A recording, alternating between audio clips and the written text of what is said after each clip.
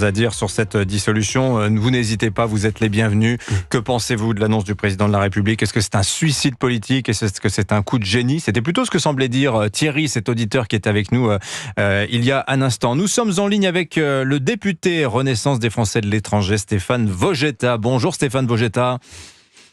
Bonjour à tous. Bienvenue sur Europe 1. Bon, deux questions en une, très rapidement. Bon, d'abord, j'imagine que vous n'étiez pas dans la confidence, ou peut-être allez-vous nous le dire, de cette dissolution.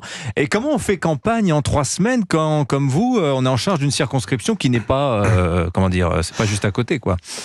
Comment on fait?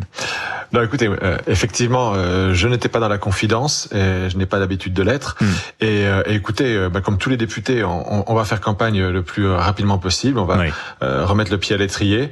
Les députés sortants, en l'occurrence, nous avons évidemment l'avantage d'avoir un travail qui est en cours du côté de la majorité présidentielle et un bilan individuel que nous pourrons défendre. En ce qui me concerne, eh bien, écoutez, je vais reprendre mon bâton de pèlerin, et en l'occurrence une voiture qui me permettra sans doute de faire à nouveau un road trip autour de la péninsule ibérique. Qui est ma circonscription. Bon, vous n'avez pas l'impression quand même d'un désaveu de la politique du président de la République quand on voit le score de Valérie Ayé qui, par-delà sa prestation personnelle, paye pour le président avec une chute de 8 points entre le début de sa campagne pour les européennes et hier soir le scrutin. Vous n'y voyez pas, vous, un désaveu de la politique du président ? Écoutez, c'est évident qu'il s'agit d'un vote sanction et de la réaction du président de la République qui actionne l'un des leviers institutionnels les plus significatifs qui sont à sa disposition, répond à ce vote sanction et répond à cette expression démocratique des Français qui réclament la parole. Eh bien, on va leur donner la parole et ça sera maintenant à chacun dans chaque circonscription de faire son choix en son âme et conscience entre les différentes propositions politiques qui seront présentées à lui. Alors on apprend ce matin d'ailleurs que Gabriel Attal a évidemment tout de suite vu Emmanuel Macron après cette annonce. Il lui a proposé sa démission, de jouer le rôle de fusible. Ma démission, moi Premier ministre, plutôt que la dissolution. Refus d'Emmanuel Macron qui au contraire lui confie la mission de conduire cette campagne express avant le 30 juin, Stéphane Vojetta. C'est un bon choix, vous pensez, le Premier ministre? Vous n'allez pas me dire le contraire, j'imagine. Écoutez, le Premier ministre est un bon choix. Je pense qu'il a une bonne image. Il a pu contribuer tant que faire se peut à la campagne européenne. Maintenant, bien franchement, sur les 15 prochains jours, les 3 prochaines semaines, il s'agit d'un dialogue entre chaque député, chaque candidat et ses électeurs.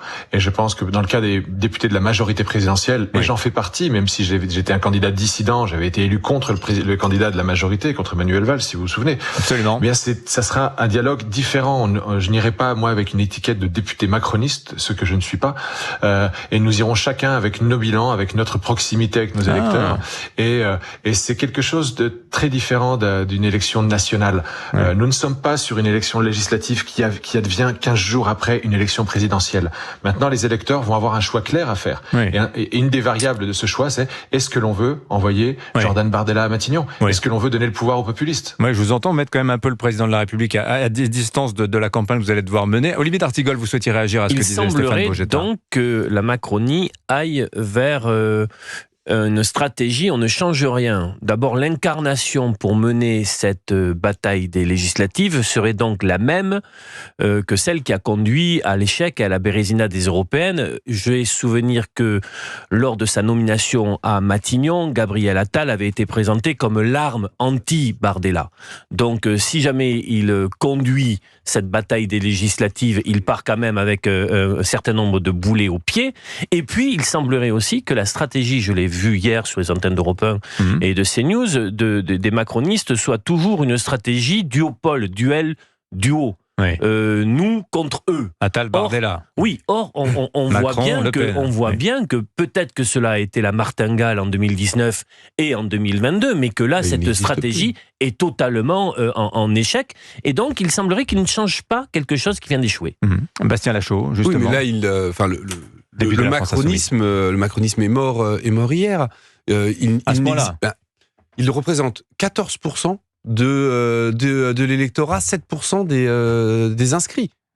C'est résiduel. Oui, 7% parce que 50% d'abstention bien sûr, hier. Mais bien sûr. Aujourd'hui, il y a 2 projets qui s'affrontent. Il y a le projet du Rassemblement national, identitaire, xénophobe, raciste, et il y a le projet que nous portons d'une nouvelle France inclusive, antiraciste, et là, aujourd'hui, le choix est clair. Vous n'incluez pas la nouvelle donne Glucksmann, ce qui s'est passé hier soir? Donc Raphaël Glucksmann, qui fait 14% hier soir aux européennes. Tout à fait, il fait 14%. Nous augmentons de 50% notre résultat.